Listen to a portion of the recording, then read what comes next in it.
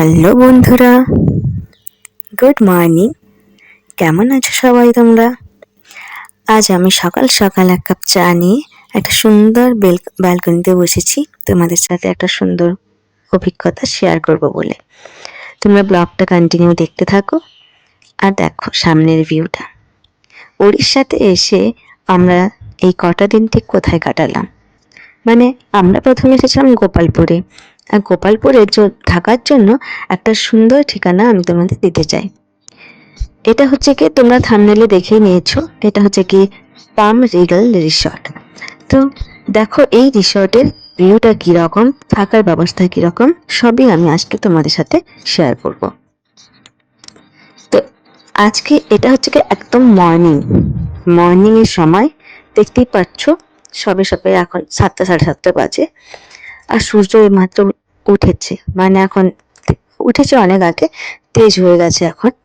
তো এই সূর্যের আলোতে একদম পরিষ্কার রিসর্টটাকে দেখো কত সুন্দর লাগছে। এটা হচ্ছে কি রিসর্টের ভিউ। তো চলো দেখতে থাকো রিসর্টটাকে পুরো আমি তোমাদের আজকে করে দেখাচ্ছি। এখানে বাচ্চাদের খেলার জন্য একটু পার্কিং এর মতন কিছু খেলার ব্যবস্থা করা আছে, একটু দোলনা, একটু স্লাইডার, তো এইসবেরও ব্যবস্থা করা আছে। আর তার সাথে সাথে এই চারদিকে পাম গাছ আর এত সুন্দর করে সাজানো গোছানো একটা রিসর্ট। আর দেখতে পাচ্ছ এখানে 3টে ব্লক আছে, 3টে ব্লকের অনেকগুলো রুম আছে। তো আমরা যেখানে আছি, আমরা হচ্ছে কি এই পাশের ব্লকটাতে আছি। তো চলো আমি তোমাদের আমাদের ব্লকটা দেখাবো। এখানে একটা ছোট্ট মতো সুইমিং পুলও আছে, ভীষণ পরিষ্কার। আমি এখানে একটু একদিন সাঁতারও কেটেছিলাম। গেট দিয়ে এন্ট্রি নেওয়ার পর প্রথমেই পড়বে আমাদের ব্লকটা। তো চলো আমি আমাদের ব্লকটার ভেতরে যাচ্ছি। আর আমাদের রুম নাম্বার ছিল 118। তোমরা দেখতে থাকো, আমি যখন রুমে ঢুকছি আমি পুরো রুমটা তোমাদের দেখাবো। দরজা খুলে যখন রুমে ঢুকবে তখন প্রথম যে স্পেসটা আছে, এই স্পেসটার মধ্যে বেশ কিচেন প্লাস একটা ছোট্ট রকম বেডরুমও বলতে পারো এটা। তো দেখছো এখানে এসি লাগানো আছে, আর এখানে একটা ছোট্ট মাইক্রো ওভেন আছে।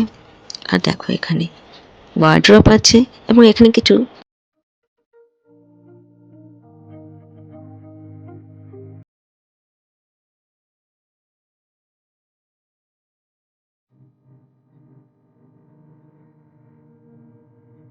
কিছু বাসন কোসনও ওরা রেখে দিয়েছিল। এখানে ছোট ছোট চিনামিটে কিছু বাটি ছিল, ছোট প্লেট, বড় প্লেট ছিল, চামচ ছিল, গ্লাস ছিল, তো যেগুলো আমরা আমাদের প্রয়োজন মতো ইউজ করতে পারি। আর দেখো এখানে ছোট্ট একটা চিমনিও রাখা আছে।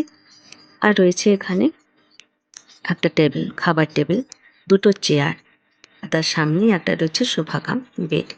তো আমি এটাকে ছোট একটা বেডরুম এই জন্য বললাম, কেন এখানেও কিন্তু একজন এই এটাকে বেড হিসেবে ইউজ করে থাকতে পারে। এর পরের যে স্পেসটা সেখানে আসছে, প্রথমে ডান দিকে একটা দেখো ফ্রিজ আছে, তার মধ্যে একটা ড্রেসিং টেবিল আছে, ড্রেসিংয়ের জন্য আয়না আছে দুই দুই সাইডে। আর ওই পাশে রয়েছে বড় রুমটা।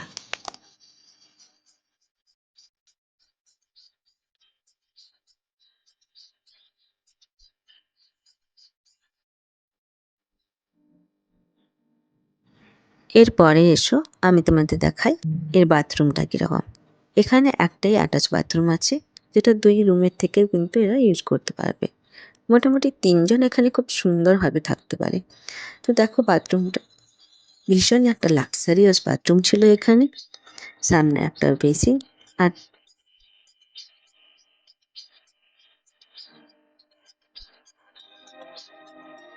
এখানে শ্যাম্পু এবং হ্যান্ড ওয়াশ সব কিছু কিন্তু এরা দিয়েছিল, এদের থেকে রাখা ছিল। দেখো স্নানের জায়গাটা কি সুন্দর করে খেলা। আর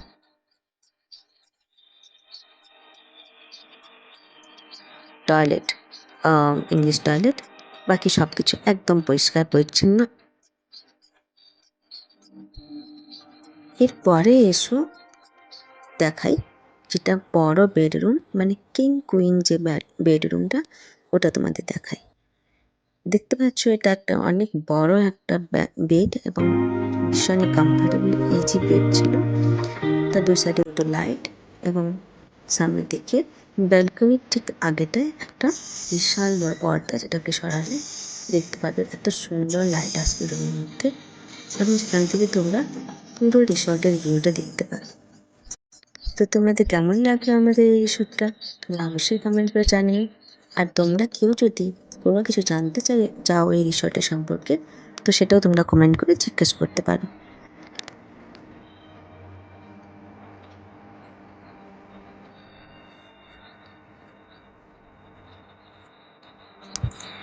সকালবেলায় আমি পুরো রিসর্টের ভিডিওটা নিয়েছিলাম। তো তখন তো তোমাদের দেখিয়ে দিলাম কীরকম ছিল পুরো রিসর্টের ভিউটা। তো সন্ধেবেলা যখন আমরা ওয়াকিংয়ে বেরিয়েছিলাম, তখন যে ভিউটা দেখলাম সেটা আমাকে এতটাই মুগ্ধ করেছিল, তো ভাবলাম কেন বা না তোমাদের সাথে শেয়ার করি সেটাও। তো চলো দেখতে থাকো ঠিক রাত্রের সময় এই পাম রেগেল রিসর্টের ভিউটা ঠিক কীরকম। আর তোমরা যারা এখানে গোপালপুরে ঘুরতে আসার চিন্তা ভাবনা করছো, প্ল্যানিং করছো, তো তোমরা আসলে একবার অবশ্যই এখানে থাকার কথা চিন্তা করো। আর তোমাদের কিছু জিজ্ঞাসা থাকলে অবশ্যই কমেন্টে জানিও। আর আমার এই চ্যানেলে যে বন্ধুরা নতুন আছো, অবশ্যই আমার চ্যানেলটাকে সাবস্ক্রাইব করো। আর ভিডিওটা ভালো লেগে থাকলে একটা লাইক করে যেও। আর তোমাদের কিছু বলার থাকলে তোমরা একটা কমেন্ট করে যেও। তো আজকের মতো ব্লগটা এই পর্যন্তই। দেখতে থাকো আর সাথে থেকো, ভালো থেকো, সুস্থ থাকো।